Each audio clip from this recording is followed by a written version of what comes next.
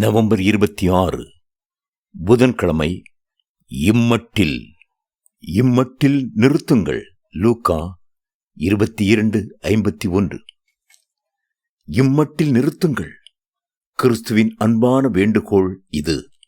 பட்டயத்தை எடுத்த பேதுருவையும் இன்னும் சூழ நின்றவர்களையும் நோக்கி இம்மட்டில் நிறுத்துங்கள் என்றார் இயேசு. பட்டயம் எடுப்பதை நிறுத்துங்கள். காயப்படுத்தினதை நிறுத்துங்கள். காதர வெட்டினதை நிறுத்துங்கள். இரக்கம் இல்லாமல் நடந்து கொள்வதை நிறுத்துங்கள் என்பதே அவரது வேண்டுகோள். அநேகர் எதற்கெடுத்தாலும் தங்கள் சுய பலனாகிய பட்டயத்தை உருவி விடுகிறார்கள். தாங்களே தங்களுடைய கைகளிலே நியாயத்தை எடுக்கிறார்கள். கர்த்தருக்கும் காத்திருப்பதில்லை, தேச சட்டங்களுக்கும் காத்திருப்பதில்லை. இம்மட்டில் நிறுத்துங்கள் என்று கர்த்தர் சொல்கிறார்.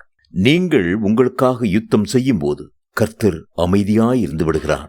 ஆனால் கர்த்தர் கைகளில் உங்கள் பொறுப்புகளை ஒப்புக் கொடுக்கும் போது, உங்களுடைய யுத்தங்களை செய்ய அர்ப்பணிக்கும் போது அவர் மிக அருமையாக மேன்மையான முறையில் யுத்தம் செய்து உங்களுக்கு ஜெயத்தை தருவார். மோசே சொன்னார், கர்த்தர் உங்களுக்காக யுத்தம் பண்ணுவார், நீங்கள் சும்மா இருப்பீர்கள். யாத்ராகமம் 14:14. இதுவரை நீங்கள் யுத்தம் செய்து கொண்டிருந்தால், ஒருவின பட்டயத்தோடு இருந்திருந்தால், உள்ளத்தில் கோபமும் வைராகியமும் கசப்பும் வைத்துக் கொண்டிருந்தால், கர்த்தர் உங்களை பார்த்து அன்போடு இம்மட்டில் நிறுத்துங்கள் என்று சொல்கிறார்.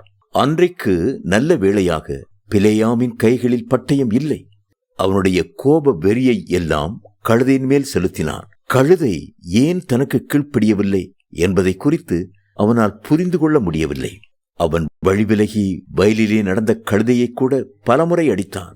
அடிப்பதை இம்மட்டிலே நிறுத்த விரும்பிய கர்த்தர் அதை கழுதையின் மூலமாக தீர்க்கதரிசிக்கு உணர்த்தினார். ஆம், நீர் என்னை இப்போது 3 தரம் அடிக்கும்படி நான் என்ன செய்தேன் என்று அந்த கழுதை கேட்டது. பிலேயாமுக்கோ எரிச்சலும் கோபமும் இன்னும் அடங்கவில்லை. கழுதை பேசுகிறதை குறித்து அவன் ஆச்சரியப்படவும் இல்லை. தேவதூதன் ஒருவன் நின்று கழுதையை தடுக்கிறதையும் அவனால் புரிந்து கொள்ள முடியவில்லை. அவன் அந்த கழுதையை பார்த்து, நீ என்னை பரியாசம் பண்ணி கொண்டு வருகிறாய். என் கையில் ஒரு பட்டயம் மாத்திரம் இருந்தால் இப்பொழுதே உன்னை கொன்று போடுவேன் என்று சொல்லி உருமினான்.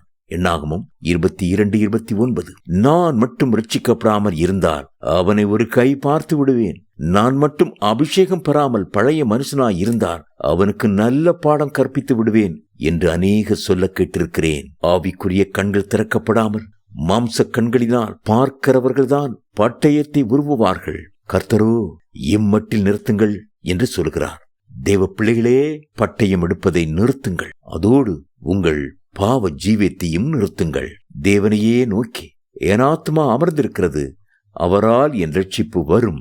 அவரே என் கன்மலையும் என் ரட்சிப்பும் என் உயர்ந்த அடைக்கலமும் ஆனவர். சங்கீதம் 62:1-2.